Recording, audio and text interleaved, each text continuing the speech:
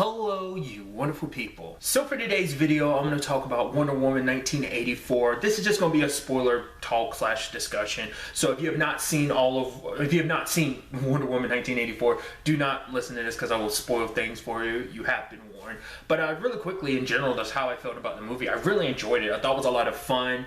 It went in certain directions I wasn't expecting it to. With just some of like where, you know, well, let's just work our way through some of the plot, as you know, because at first I thought it was so interesting. I didn't expect the opening scene to be all the Themyscira stuff, but I like how that does become like the main overarching theme a little to the movie. It is kind of like all about, you know, accepting like the truth, you know, and I didn't know how that theme was going to be used throughout the movie, but obviously it becomes like this main theme of just kind of having to accept things, because obviously for Diana it's all about, because obviously during the competition, which she was killing it, but in at one point she fell and then she found a shortcut, but it's like, no, like the fact is you weren't ready because you try to find the shortcut. That is the truth of the matter, and you know, that's something that should be, that's what you have to kind of accept that as it is. But that's kind of a thing that this whole thing about making wishes is kind of not accepting facts, you know. So which is so interesting too, because this also ties into like her lasso of truth, because I don't know why it just never crossed my mind, because she explains it later on that like she doesn't power the lasso of truth, it's powered by the truth itself, which is like, I mean, it makes sense, I mean, you know, but it just, I guess in my head I thought, well, because anyone can use it, but obviously she's the one that mainly uses it. But I thought, like, I don't know what I thought. It was just interesting her explaining that it is powered by the truth, because that is the most powerful thing in itself. Because I guess truth is such an absolute thing, so you can't get more absolute than the truth, you know. So it kind of stands above anything else. So I just thought that was such a fascinating thing. It's also really sad when you actually think about it, because like she hasn't been back to Themyscira. Like I'm sure in the comic books and maybe in the I think she's going back into cartoons, but I don't think she can in the movie. I'm curious, will that ever be a thing where she can ever go back to Themyscira? I mean, for one, it's hidden, so she'd have to get around that. But maybe at some point she can. I don't know.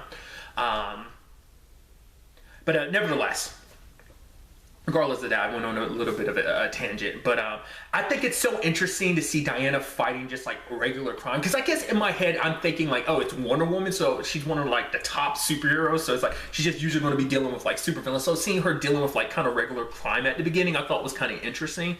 I don't know why it just never correlated in my head to think like, oh yeah, because I guess when I think street level stuff, I always think like one of the only main superheroes that does that is like Batman. I mean, because even like on the like CW, like Arrowverse, you know, DC shows, like they fight regular crime on a regular basis. But I guess Batman's the only like higher level superhero that I think like does like fight day-to-day crime. So it's just interesting. Like it was just my own like, I just never thought about it before. I'm sure she probably fights plenty of like street level crime in the comic books as well, but it's just like, I guess whatever in my head, it's kind of the same thing with Superman, where I'm like, Wonder Woman and Superman mainly deal with like, oh, this is like some city destructive type of stuff going on, not just some, but it's like, of course they deal with like the day-to-day stuff too.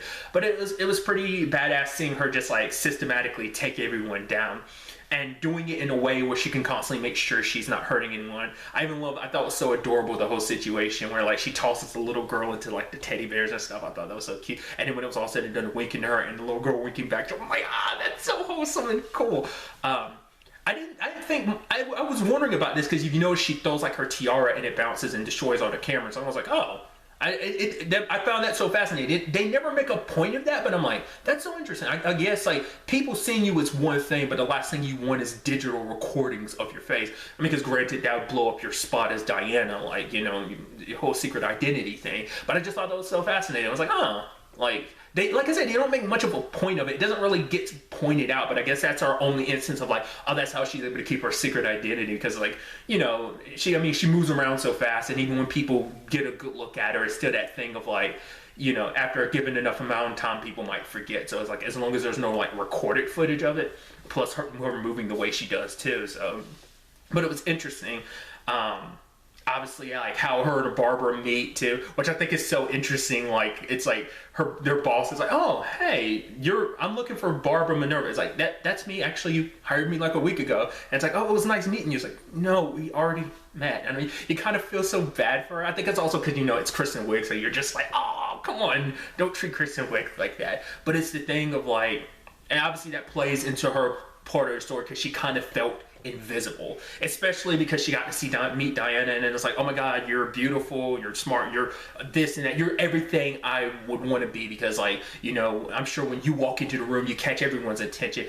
It's like for her, she has to struggle to get people's attention, and obviously that kind of plays into like, what started off as simply like, oh, I just want to be like Diana. Like Diana seems like so cool and awesome, she helped save me from that dude that was being rough, like, so it's like it came from admiration, but obviously, and that's what these wishes are. And I think that's an interesting element. Obviously, that plays into the story too. Like, be careful what you wish for, because, as Steve kind of references, like the monkey paw thing of like, you get something, what you kind of desire, but basically what you hold most kind of gets taken away. Like, wishes always come with a price. Nothing is for free, And so, and I think that was such an interesting element, because I like what they did with the whole thing with Diana, making it so that the wish made her lose power. Because initially, the first instance of it is when she's trying to open that lock and she was struggling on, and even Steve was like, oh, no, tough lock. I was like, oh, was it really that tough of a lock? Because even I was like, I thought Diana would have had no trouble ripping that. I was like, what was up with that? I was like, and my immediate thought was because of Barbara's wish to be like Diana, that basically she was slowly chipping away at Diana's powers. I thought that's what it was, but I thought it was actually more interesting for it to be, no, because she brought back Steve, that meant she was losing her strength, because it's like what you cherish, to give out what most desire, you kind of have to give up what's most important to you. And for her powers are most important to her because her powers are what let her save people. So it's like, for Steve, it's like, I'm willing to sacrifice myself because you'll be here to save so many more lives, So for her, that's why her powers are so important, because it's like, because of them, like Steve was willing to sacrifice himself so I can stay here and do good in the world. I could be the good guy, I can save everybody. So I just thought that was such an interesting story element. I should also note, I like how they handled the Steve situation too, because I was wondering, like, especially when the guy walks up to her and he looks different, I'm like, whoa, that's not Chris Pine. I'm like, what's up with that? And then I was like, oh, so that's what he looks like to everyone else. And it's like, because of the lasso of truth, she can see him for who he really is. And I was like, that's fascinating, because I thought they just straight up, but it's like, that's an interesting way to go about bringing him back. It's like basically his soul's in someone else's body. So I just thought that was so fascinating. I like that they also had that little, that we get a little bit long, obviously it's in the trailers, but the little clothes montage. And her just being like, no, that doesn't work. No. She's like, no, this makes you look good. He's like, well, can we keep, she's just like, yes, you can keep, he's like, yes. I love that time they were able to spend together. And people had said this when the trailer came out, and obviously we see it actually in the movie, is like the whole fish out of water story being in reverse. He was the one welcoming her to the world of man, and now she's kind of reintroducing him to the world, being like, oh, look at how much it's changed. And I also thought that was an interesting element about Diana that we got to see earlier on in the movie, is the fact is that she hasn't quite moved on with the whole Steve situation, how losing him has had a major impact on her life, because obviously she had talked about it earlier on with Barbara, about like her not getting out much, like she hasn't dated anyone. Obviously we see guys constantly hitting her, but she's like, no, just, and it makes sense. It's one of those things where it's like, hey, you don't ever forget your first true love. And in her case, it was a complicated thing, because it was like, this is the first person she's ever fallen in love with. Plus, like, what he did, he kind of brought her into this world. He kind of taught her, so that bond, that love was even deeper on many different levels. So it's understandable why it's like, for her, it's just like, he was always in the back of her mind. And that's why she more so kind of kept herself a little detached from the world. Because we also saw in the pictures, like, some of the people from the original movie, there's that lady, I'm blanking on the actress's name. She actually plays Aunt Hill. I think I could be mistaken, because I wish I'd rewatched Wonder Woman 1 before I watched 84, but I didn't, sadly. Because it's been a while. I haven't seen Wonder Woman 1 since, 2017, when the year it came out. But nevertheless,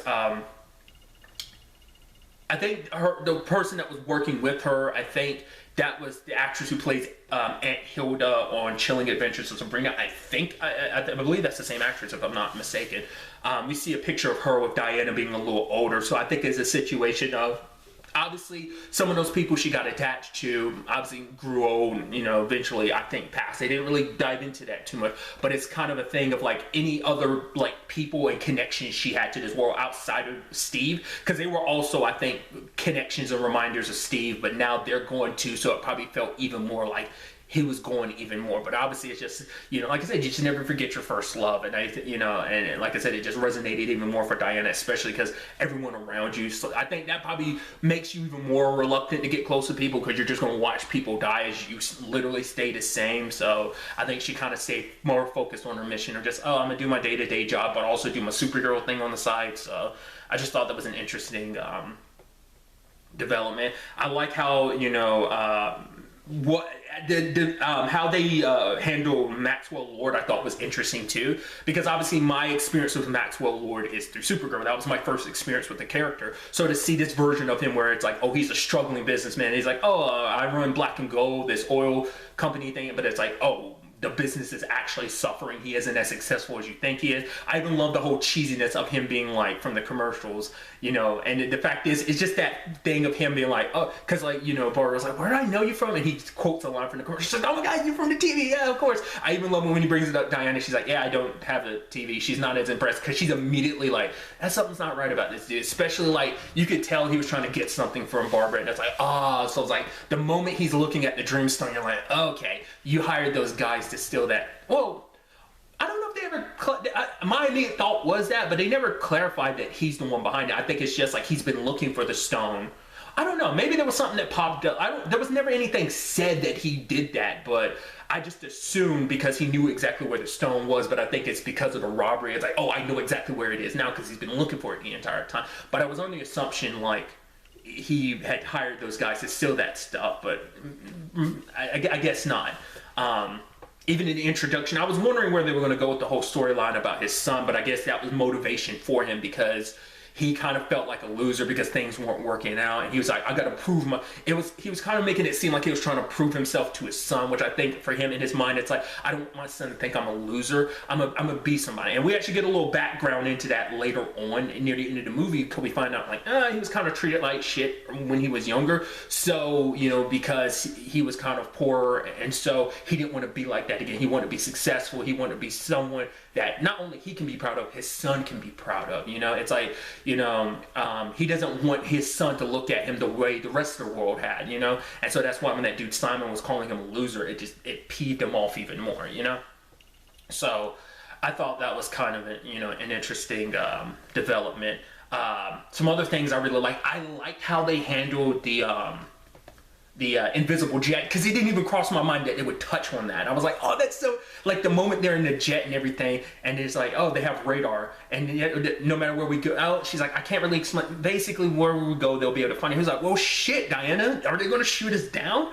And it's just like, all right, it's like, it's like my dad made Themyscira invisible, and I was like, wait, what? And then she starts doing something, and it's like, and I'm like, oh, and he's like, are you going to make the entire plane? She's like, I don't know how long it'll last. I've only ever done it once, and it was with the coffee cup, and I lost it.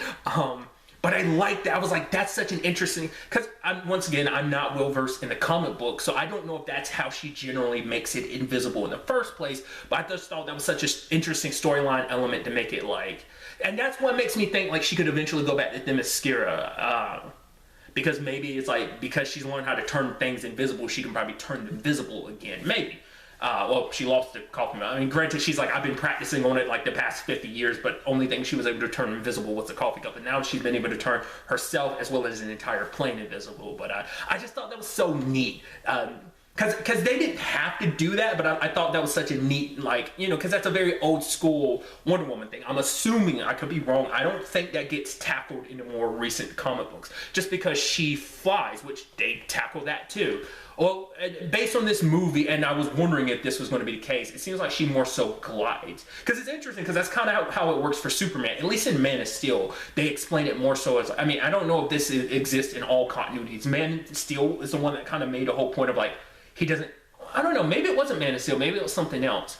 But in Man of Steel, it seems more like he jettisons himself and kind of glides across the air. So it's not like I'm flying. It's just because Earth's like lower gravity, you know, him getting power from the sun, being a Kryptonian, like the gravity on Earth's a little different. And plus with his strength, he's able to like jettison himself. Also, he's more so gliding at super fast speeds across the air, not necessarily flying, and obviously that being an element for Diana. Because at first, I was like, I remember from the trailer her like whipping through the, you know, lassoing the lightning, and I was like, oh, so I was like, was that a lie? But it's like, no, it's there, but obviously it's just so she can build up momentum to kind of like almost like swing her, you know, and build up speed.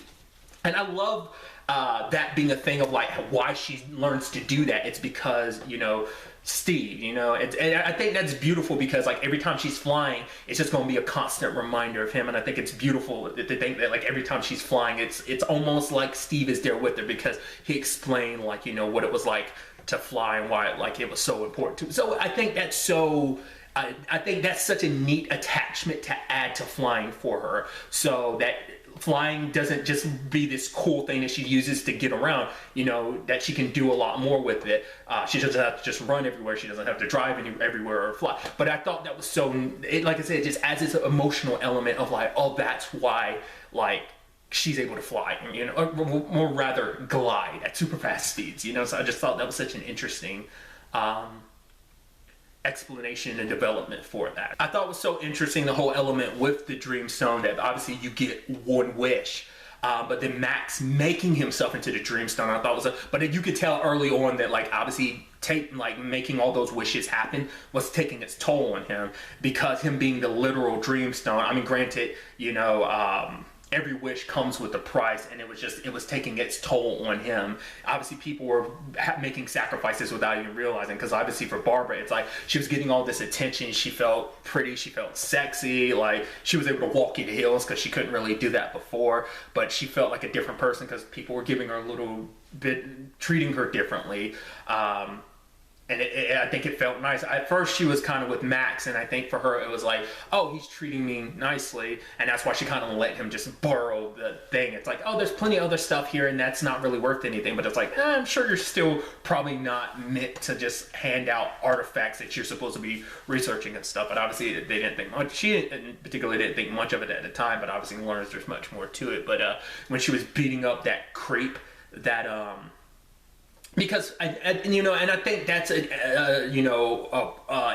development for that character, because for her, it's like for the first time she felt powerful. It's just kind of like, oh, like people had spent so much time kind of like pushing her, feeling like they could do whatever they want, kind of treat her however they want to, and now she had the power of like, for one, she's had people wrapped around her fingers, but also it's like, oh, you know, I needed Diana to protect me before, but it's like, no, I'm here, I get to feel powerful. And she started beating. I was actually surprised she didn't end up killing him, but luckily she didn't, but obviously, you know, like I said, the prices like start, you know, it starts stacking up more and more. Obviously, like everything in Egypt with the, you know, I love that whole, you know, sequence, especially because it is this interesting thing where like Diana is in a weakened state. So like when those like vehicles are coming closer, like she's trying to push them apart, but she was struggling. You know, she had actually gotten shot and was actually bleeding. It was like, you know, like it wasn't just like oh man, she's on top of everything. Even though she still had some superhuman strength and stuff like that, she still had some of her powers. They were waning enough that like, oh, like this could actually go bad and sideways, you know?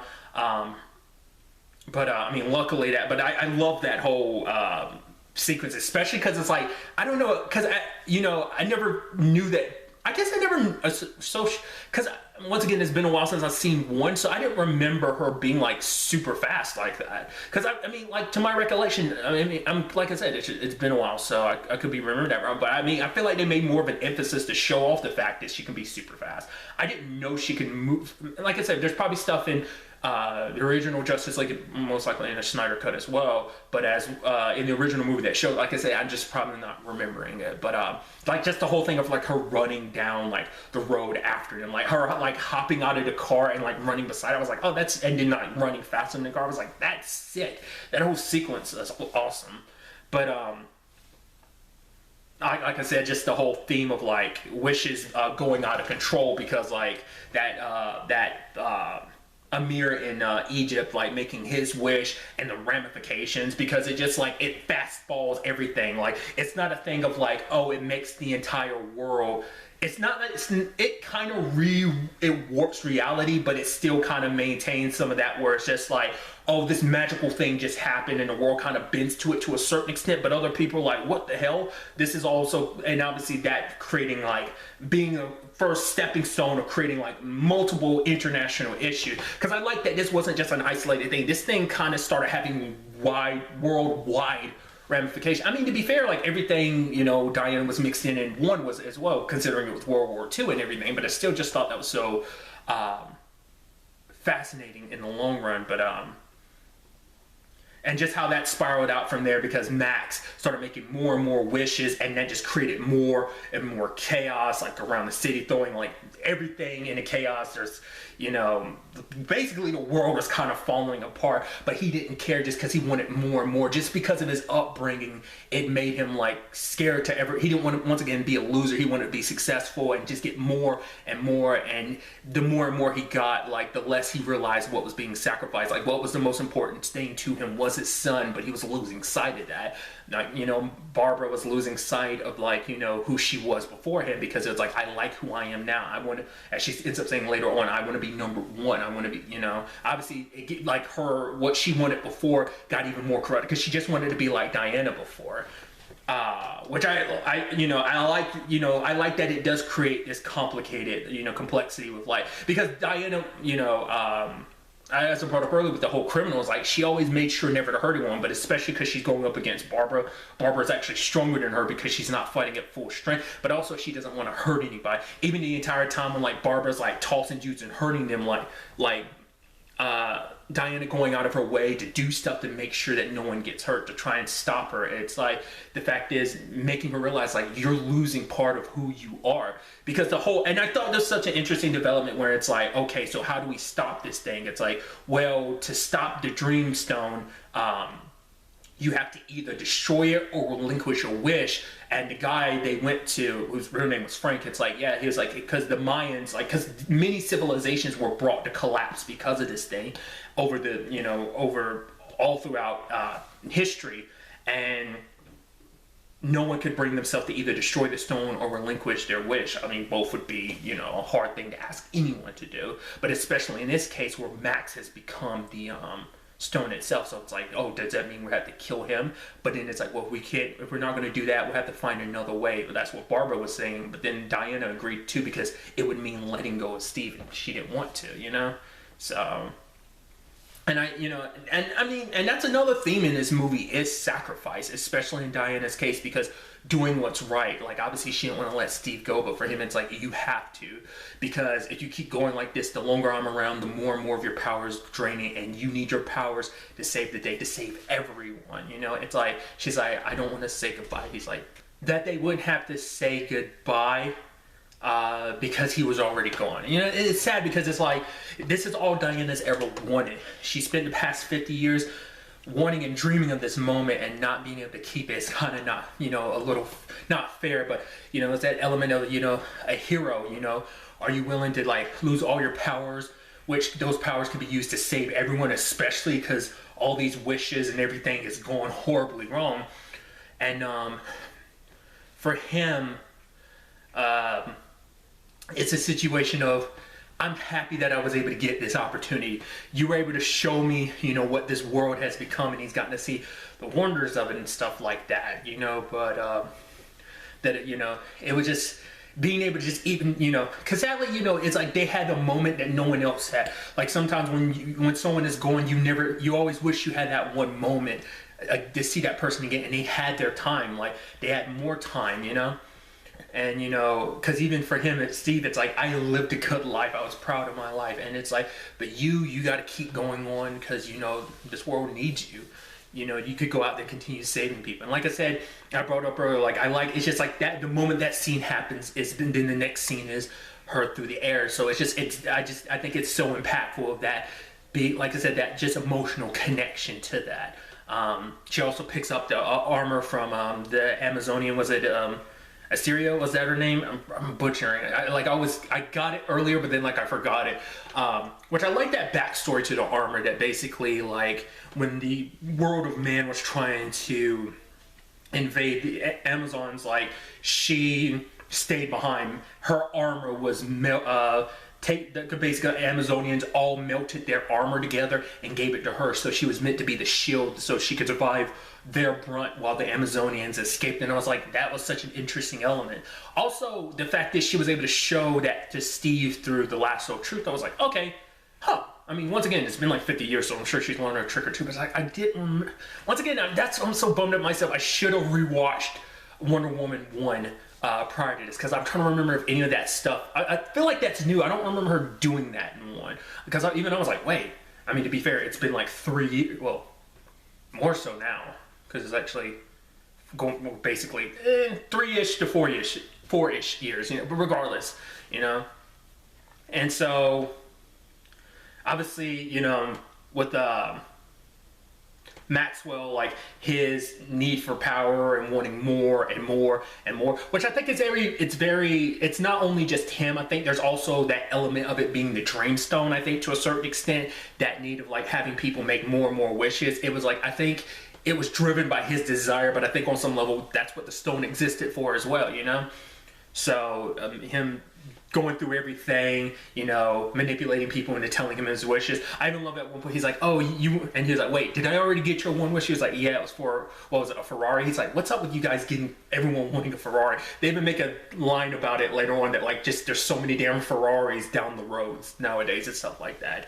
But regardless, Diana has her, confrontation with Barbara, and I thought that was, I love that whole fight sequence, especially because like while Diana is like whipping around with her lasso, like Barbara's doing that with like the electrical wire and stuff like that. But for Barbara, she didn't want to go back because she like she had made this whole point about Diana always having everything, and it's like, well, she didn't always have everything, but now I think that's why she was almost looking at, well, you got what you wanted, right? Because you had made your wish, but, you're not willing to give up yours, and you're telling me to give up mine, But her wanting Barbara to renounce her wish, but Barbara wouldn't. And I like that, yeah, that was a fight between them, but it wasn't like at the very end, it wasn't like this was all culminated by like one final battle. It was actually, as some people might refer to it as talk no jutsu. It's all, at least that's how Wooly would refer to it. It's a whole conversation about like Naruto, how like Naruto is very good at talking people like down from being bad guys type of situation. It was like that, and I like that being the resolution of it, that I feel like the lasso of truth playing an even bigger role in this movie and being used to be the resolver for this, because Max wasn't willing to cast aside anything, and obviously she used the lasso, like he was using the power of the Dream Zone to connect everyone's wishes. She kind of used the lasso of truth to kind of reach back out, and it's like, she's like, I understand, but you got to kind of accept the truths of things. And she's like, I get it, like, but it's like, this world is so beautiful, but look at, what this world was kind of beautiful before, and just, it's taking the lessons that she learned as a little girl, as we saw in the intro, and applying that now, and everyone around the world, listening to that and renouncing their wishes. Even Max, because he, the lasso shows him like, oh, this is my son, he's in trouble, he needs me, and in that moment, that's all that mattered to him, so he renounced his wish and was able to track down his son and reunite. He's like, I'm sorry, I wish I could make you proud. He's like, but you're my dad, and I love you, I always will, And I thought that was beautiful, but it also surprised me, because I'm like, oh, so for one, Barbara's back to just being Barbara, and then he's back to just, I was like, oh, that's interesting, because Maxwell Lord is, I mean, at least the way I was, thought of, he's kind of on that, probably not the same level, but he's kind of very Lex Luthor-esque. So for it to be like, so I'm sure this version of him is kind of probably very different from other versions of the character. I'm sure, I mean, it's comic books too, so I'm sure there's multiple iterations of the character. But to my understanding, he's always kind of Lex Luthor. Even Supergirl, he was kind of Lex Luthor, like Luthor-y. But what I thought was so fascinating though is like, the bad guys don't really, at least from what we see, don't really like, I mean, for one, they didn't die, you know, because superhero movies have a tendency to kind of kill off some of their villains. But also in this particular case, it was a situation of when it was all said and done, like maybe they were able to go back to their regular lives. We don't know. But that'd be something interesting to find out. Like, huh? I mean, like I said, like there's no more Cheetah because Barbara's back being Barbara. I mean, granted, she knows Diana's like, you know, what that potentially means. I don't know. It might be a situation where Barbara, you know, she renounced that wish, but who's to say later on she might not change her mind and, you know, try and track down something to make that Cheetah situation permanent. I don't know. It's kind of a bummer because that means we will never have, you know, whatever they do with Wonder Woman's continuity, you know, in the grand scheme of the quote-unquote DCEU, but like the DC-connected film universe, like, we'll probably never see Cheetah again. That character won't be used in that regard. Not like I said, not unless something else comes up about that. And Maxwell Lord isn't good. I mean, once again, we're also dealing with the fact this is the 80s, so we have no idea what went down in the next 30-ish years until she pops up again in Batman v Superman. Not Batman v Superman, Justice League. So, just something to kind of, wait. Yes, Batman v Superman. I'm being stupid. Sorry. I was right before. You know, so, you know, that, what, 30-ish year time gap, like, you know, there's a lot of story that can be filled in there, because that also begs the question, like, well, what happens next? You know? I mean, everything kind of restored. Because that's the thing, like, it's a magical issue, but, you know, I think, I'm curious, like, how they would explain that stuff, you know, because it's just, like, a lot of stuff, like, obviously, the nuclear weapons and missiles, and it's like, oh, they just disappeared, the giant wall that was set up in Egypt, like, that ended up coming, and, like, so much got reversed when everyone undid their wishes, so, like I said, it was a worldwide thing, and it's like, well, no one knows that Maxwell was necessarily responsible for that. I mean, granted, he was already kind of getting some heat because of the wishes he was granting and just how he was benefiting from stuff, but no one really knows, well, there are people who saw Barbara's face and stuff like that. Max, like, it makes you wonder how much the general world consciousness is aware of what was 100% going down and who was responsible. So like I said, that's what's just so surprising. Like, they seem like they kind of got away with all that. We don't know for sure, but I just thought that was fascinating. And then at the end, Barbara meeting the guy that Steve possessed his body. And, you know, because Steve had told her, like, you know, there are other guys out there, like, even saying, like, he wasn't the greatest or whatever, but, I mean, obviously, it's like, you know, in Diana's eyes, you were, because she loved you, and that makes you greater than anyone else, you know, but it's like, you know, go out there, this is a big old world, like, you know, you'll find love again, you know, and so for her, you know, I think that ending showing, like, that she is taking time to just enjoy the world, she isn't kind of cutting herself off from it, just kind of for the first time in probably 50 years, stepping out and just being out there in the world again, you know, living to a certain extent. So I thought that was such a beautiful way to wrap it up. Like I said, I was surprised with just how that Maxwell and Barbara thing wrapped up. I mean, I'm sure there could be more to that, but I'd be so curious.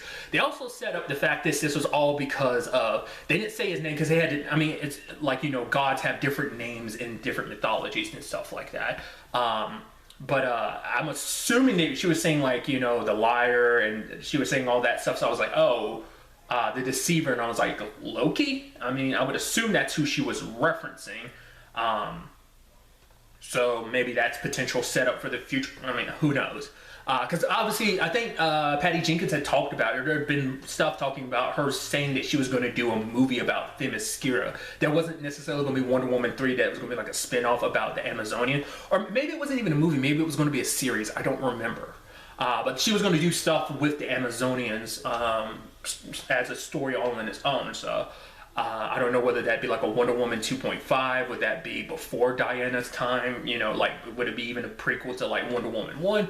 I don't know. I'd be so curious, because like obviously like Themyscira, obviously just with the nature of everything, isn't the biggest part of these movies. Only continues to, well, especially in this movie, it's only a fraction of it. So being able to do more stuff with that, I'm sure would be pretty dope. But the mid-credit scene I thought was pretty dope. Because, like, I won't lie to you, the entire time throughout the movie, I'm like, you notice? I was like, I kind of halfway expected them to have Linda Carter in this. Just like, but we haven't seen her or anything. And then, you know, and then eventually we get to mid-credit sequence, and there she is as Asteria, I'm sure I'm getting the name wrong again, but I was like, of course. And her even being like, oh yeah, I've been doing this for a long time, wink. And I'm like, dude, that's so dope. To anyone that might not be aware, Linda Carter being the original live action Wonder Woman, it's actually kind of dope because that's not just her first. This ain't her first time back in the DC universe since being Wonder Woman. She was actually in Supergirl. I want to say she was in season 2, 3, and 4. Definitely 3 and 4. I want to say 2, but I could be mistaken. She played the president of the U.S. in Supergirl. So that was pretty dope. Which is actually interesting because I think in the grand scheme of things of the multiverse and stuff, like because of Crisis on Infinite Earths, I think that technically makes her the ex-president of all the TV shows because now most of the Arrowverse shows are all collapsed into one Earth right now, at least in the current frames of the continuity. So I guess that would technically, I mean, it was because Supergirl took place on a different Earth, on Earth 38, so she was the ex-president of the U.S. in that, like up until, like I said, I think season 4. Yeah, season 4. So I would assume that same thing would apply. I don't know. That hasn't really been tackled too much about some of the continuity stuff post-Crisis. But regardless, I just thought that was dope. I was like, of course they had this. I was like, when they revealed it, I was like, of course. It should have crossed my mind because they made a point not to show you what she looked like. I guess I thought, well, maybe they did that for a reason, but once we got to the end, I was like, of course they'd include her in this regard. But it also shows you that she's out and about in the world of man, because Diana had said, like, she had found the armor, but didn't find her. So for her to be out there in the world of man, another Amazonian like that, that's pretty dope, because that's someone else Diana can talk to about her world and their history, instead of just finding artifacts from it and studying stuff potentially from it. It's like someone else from her home. I don't know. I just thought that was just kind of an interesting element of like what that potentially could, lead to further down the road. I'm really curious just to see what they potentially could do for a third, because I think Patty Jenkins had already said she had already started working, or at least was, working through some thoughts on what a third Wonder Woman would look like. I mean, obviously, like I said, there's still a 30-year gap of they could do something in that regard, not unless they go, okay, now going forward, we're going present day. And what that necessarily will entail, especially because that would mean, like, if you brought it present day, because it also begged the question, like, well, are you going to, if you did make it present day, you'd have to probably decide how you want to handle the continuity. Granted, some people care, some people don't. I'm one of those people like, hey, if you want to bring it into the continuity, if you want to keep this like a multiverse thing of like, oh, it's its own continuity. I mean, currently it's kind of still tied into the DC cinematic universe, or rather DCEU, even though I always have to do that because that's not the actual official name for it, but it's the name that most people associate with it. But it's still technically a part of that because it's all tied into like